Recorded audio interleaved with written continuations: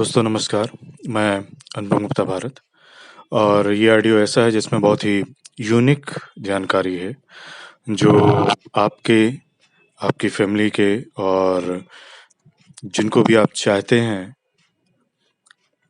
जो आपके शुभचिंतक हैं, जिनके आप शुभचिंतक हैं, उनके लिए बहुत ही महत्वपूर्ण हो सकती है। अब इसका लाभ लेना और इससे अपने जीवन में अनुकूलता पाना, ये अब आपका कार्य है। अपने हिस्से का तो कार्य सबको ही करना पड़ता है। तो ये कोई, जैसा कि आप टाइटल से जान चुके होंगे, ये कोई वो वाली नौग्रह साधना नहीं है, ना इसमें नौग्रह सिद्धि है, ना इसमें मैं कहूँगा कि क्या कहते हैं, हमारे 9 प्लैनेट्स हैं, उनका कोई मतलब उच्चाटन है कि उनका कोई बंधन है या कीलन है, ये सब नहीं करना होता है कभी भी। नवग्रहों के साथ यही गलती करते हैं, क्योंकि ज़्यादातर तांत्रिक या तंत्र विद्याओं में यही सिखाया जाता है, या ज़्यादातर तांत्रिक वो मानते हैं कि हमने नवग्रहों का बंधन कर रखा है, कीलन कर रखा है, हमने नवग्रहों का जो है क्या कहते हैं मारण कर रखा है। नवग्रह इस तरीके से काम नहीं करते हैं, क्योंकि नवग्रह एक ऐसी चीज है जो आपके भीतर ही मौजूद है और जो उस बाहर ब्रह्मांड से खुद के भीतर संतुलित करते हैं। इसीलिए जब गोचर होता है तो भी आपके ऊपर पॉजिटिव या नेगेटिव इफेक्ट आता है। जब आपकी जन्म कुंडली में कोई खास दशा अंतर्दशा आती है तो भी आपके जीवन में कुछ पॉजिटिव या नेगेटिव इफेक्ट आता है। जैसे अभी-अभी काफ़ी लोगों की साढ़े साती खत्म हुई 17 जनवरी से, और कुछ लोगों की साढ़े साती और ढैया शुरू हुई है, ठीक है? और जो इस वर्ष के मतलब गोचर हैं, गोचर भी बहुत अच्छे नहीं हैं, पिछले वर्ष से भी ज़्यादा नेगेटिव हैं। जिस तरीके के योग बन रहे हैं, जैसे कि 21 अप्रैल से गुरु और राहु एक साथ रहेंगे, तो 4 या 5 महीने का चांडाल योग बनेगा, जिसका असर पूरी धरती पर पड़ेगा। उनको छोड़कर जिनके पास ऐसा ज्ञान हो, ऐसी विद्या हो, जिससे उन्होंने नवग्रहों को प्रसन्न करके रखा हो। इसलिए मैंने यहाँ इस विद्या का नाम दिया है नवप्रशन, नवग्रह प्रशन, ठीक है? क्योंकि अगर आप किसी व्यक्ति का कीलन, बंधन, मारण, उच्चाटन अगर करते हैं, ठीक है? तो कभी न कभी वो बाहर आएगा ही उससे। जैसे कि रावण ने भी नवग्रहों का जो है बंधन करके रखा हुआ था, कीलन करके रखा हुआ था। तो थोड़े समय तो अनुकूलता थी रावण के पास, रावण के साम्राज्य को लेकर के, रावण की चीज़ों को लेकर के और उसकी शक्तियों को लेकर के, ज्ञान को लेकर के। लेकिन कुछ न कुछ समय बदला और वो सभी ग्रह आज़ाद हो गए, और फिर पूरी तरीके से रावण को, रावण के वंश को, रावण की एक-एक ब्लड लाइन के एक-एक मेंबर को जो है नेस्तनाबूद कर दिया गया। अब हम उस डिटेल में वो वहाँ जाना बेवकूफ़ी है कि धर्म था, अधर्म था, राम सही थे कि रावण सही था, नो मैटर। बात हो रही है नवग्रहों की। तो जो हमारी तांत्रोक्त पद्धति है, उसमें एक बहुत ही क्या कहते हैं, नवग्रहों को लेकर के नेगेटिव रुख अपनाया जाता है कि अरे हमने तो बंधन कर रखा है, हमने मारण कर रखा है उनका, हमने कीलन कर रखा है, हमारे ऊपर काम नहीं करते हैं। काम सबके ऊपर कर रहे हैं। बस ये है कि जब आप किसी का बंधन, कीलन, मारण, जमरण या इत्यादि नवग्रहों के ऊपर लगाते हैं, वो नवग्रह आप सोचते हैं कि आप बाहर के नवग्रहों में लगा रहे हैं। दिक्कत ये है कि वो आपके भीतर ही मौजूद है। और यहीं पर तांत्रिक गलती करता है, जिसे कहते हैं मूर्ख तांत्रिक। इंटेलिजेंट तांत्रिक नहीं। इंटेलिजेंट तांत्रिक इस रहस्य को जानता है कि भाई बाहर की किसी चीज पर तो मारण, मोहन, उच्चाटन, बंधन, जमरण जो लगाना है कर दो, पर अगर वही चीज तुम्हारे भीतर हो तो यार अपने ऊपर लगाओगे क्या मारण? कभी तुम अपने अंदर लगाओगे, और वो नवग्रह तुम्हारे भीतर कहाँ है तुम्हें मालूम है? और यही गलती रावण से भी हो गई थी। वो भी बाहर से ढूंढ ढूंढ करके सभी नवग्रह ला ला करके और अपने कारागार में डाल रहा था, जबकि नवग्रह उसके भीतर भी मौजूद है। नवग्रह उसके एक एक रक्त संबंधी के भीतर भी मौजूद थे, लेकिन वो बाहर के ढूंढ ढूंढ करके कारागार में डाल रहा था। और कारागार कोई परमानेंट चीज तो होती नहीं है, कभी ना कभी तो बाहर आता ही है आदमी। और चलो आदमी की मौत ही हो जाए कारागार के भीतर, लेकिन नवग्रह वो तो यार अमर है, इमॉर्टल है, उन्हें तो बाहर आना ही आना था। जैसा कि गौतम बुद्ध ने भी कहा हुआ है कि सूर्य, चंद्र और सत्य बहुत देर तक छुपे हुए नहीं रह सकते। चाहे बंधन लगा दो, चाहे कीलन लगा दो, चाहे कारागार में डाल दो, चाहे उच्चाटन कर दो उनका, चाहे मतलब उनके ऊपर राहु केतु लगा दो, कुछ भी कर दो, कोई श्राप लगा दो, कुछ भी कर दो। बट ये तीन चीजें ऐसी हैं कि सूर्य, चंद्र और सत्य बहुत देर तक छुपे हुए नहीं रह सकते। हम कहते हैं कि अभी वो होने वाला है सूर्य ग्रहण, चंद्र ग्रहण, तो ये थोड़ा कि आजीवन लग जाता है ग्रहण। 2 घंटे, 4 घंटे, 10 मिनट, 5 मिनट, 8 मिनट, और इस तरीके से 8 घंटे, 12 घंटे, ये सूतक, वो सूतक, और तमाम उल्टी सीधी चीजें जो भी आपकी वो रहती।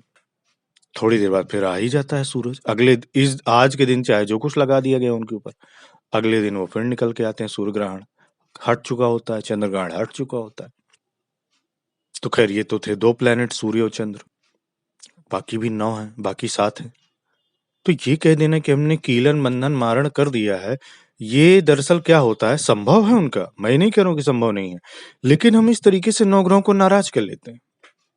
अब अगर मान लो तुम्हें अपनी माता से बात करनी है, कोई जो आपकी माँ है, सगी माँ, तो अगर आप उनसे मतलब प्रेम से बात करेंगे, बैठेंगे, किसी विषय की अगर आप चर्चा करते हैं माता से, पिता से, तो हो सकता है कि शांति से सारा सॉल्यूशन निकले।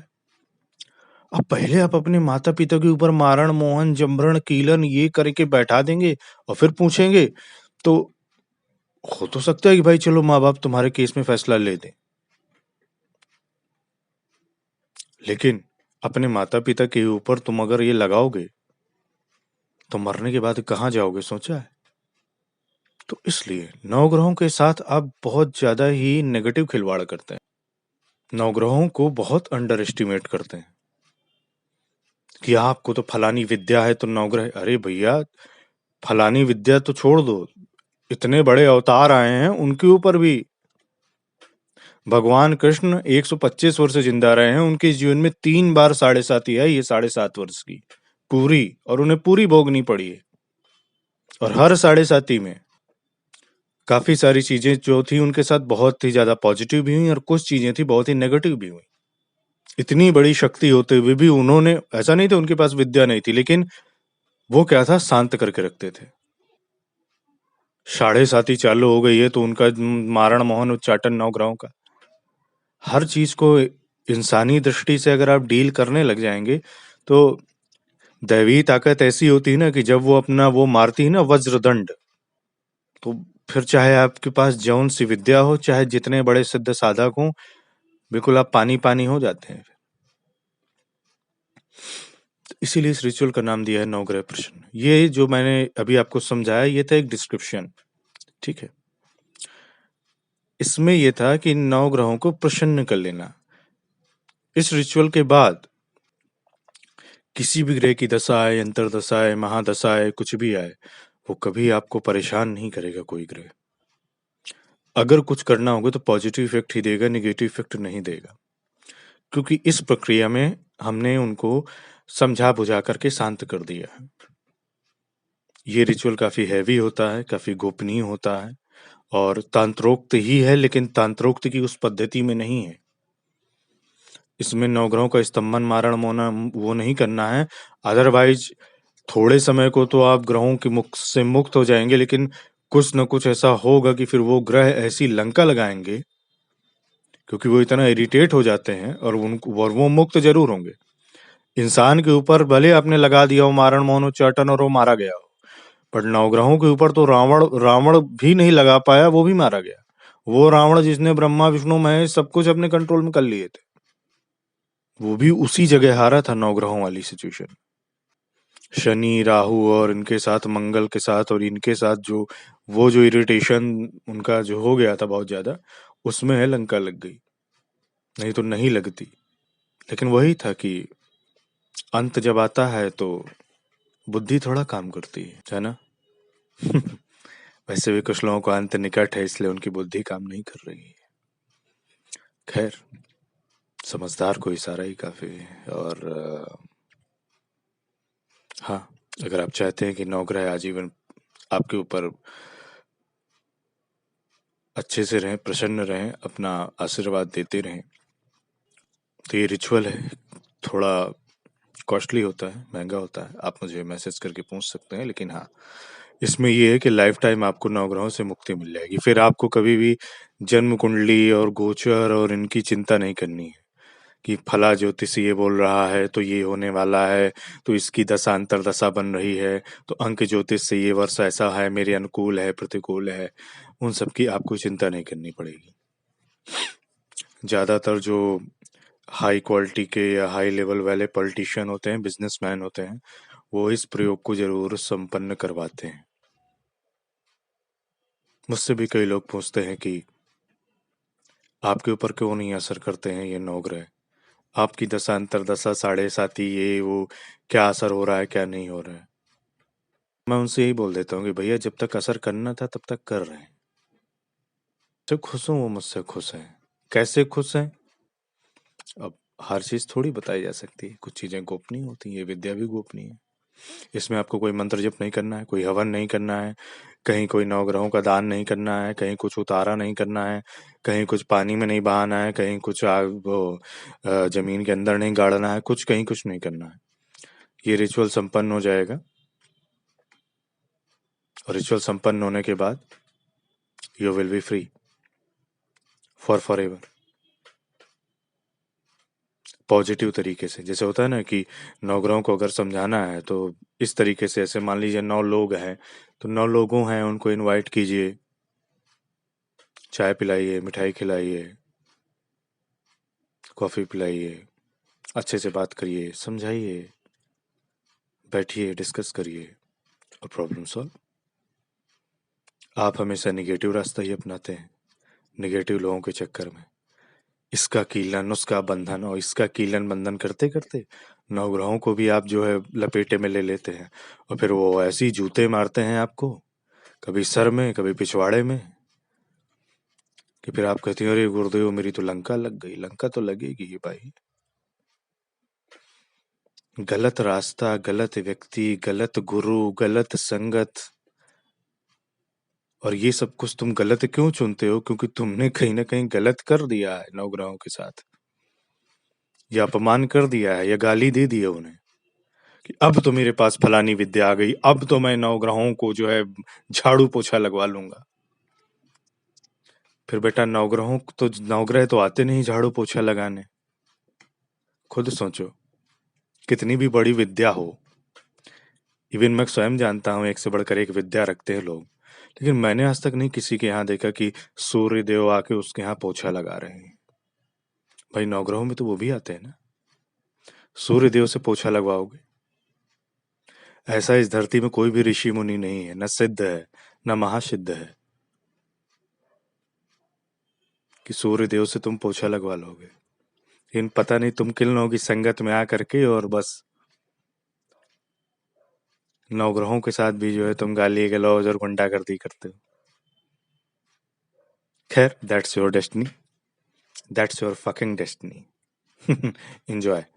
और जिनको इंटरेस्टेड है वो ये रिचुअल संपन्न करवा सकते हैं। अदरवाइज हर साल अपना बस यही चीज करते रहिए, मरते रहिए कि ये वर्ष अनुकूल है, ये प्रतिकूल है, ये न्यूमरोलॉजी से अनुकूल है, ये नाम बदलवा लेते हैं, ये बदलवा लेते हैं, इसकी शांति करा देते हैं, गायों को चारा खिला देते हैं।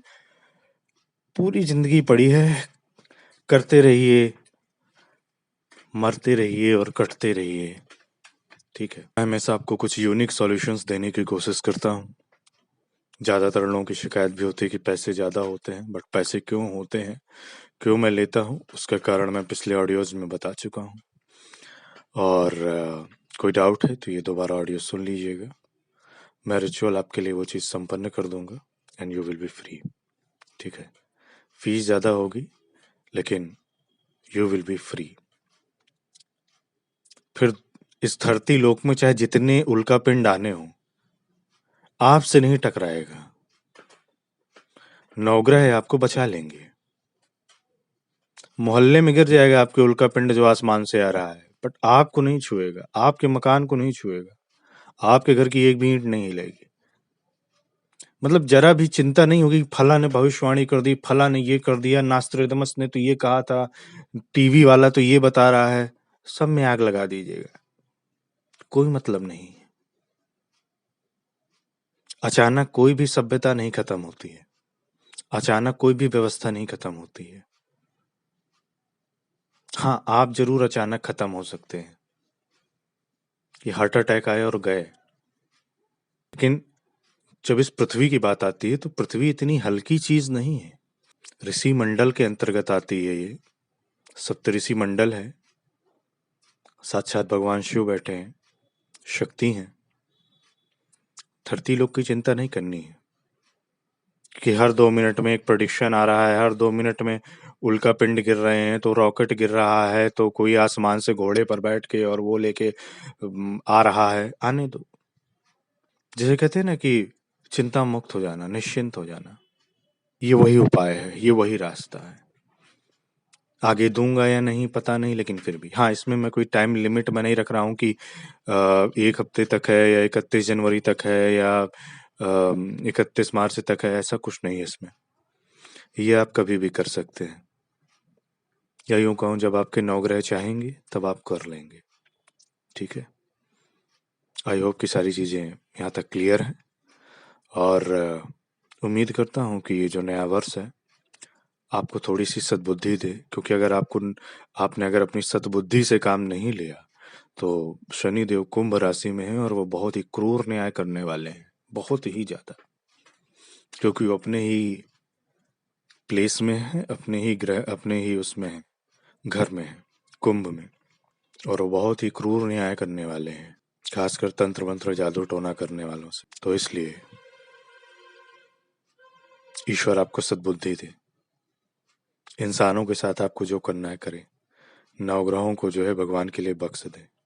उनके साथ ये सब, उनके उनके साथ ही जब आप ये सारे काम करते हैं ना उल्टे सीधे, तंत्र मंत्र जादू, जब आप नवग्रहों के भीतर लगाते हैं, बाहर नहीं लगा रहे होते हैं, अपने भीतर ही लगा रहे होते हैं, अपने भीतर ही उच्चाटन कर रहे होते हैं, अपने भीतर ही सब कुछ कर रहे होते हैं उनका। और फिर जब आप खुद को ही चाकू मार रहे हो तो उससे कैसे उद्धार हो जाएगा आपका? उससे कैसे आपके घाव भर जाएंगे? कैसे राहु शांत हो जाएगा? कैसे मंगल ग्रह पर प्रसन्न हो जाएंगे और आपकी शादी हो जाएगी? कैसे? सोचिएगा कभी। खैर, अभी के लिए इतना ही। नमस्कार।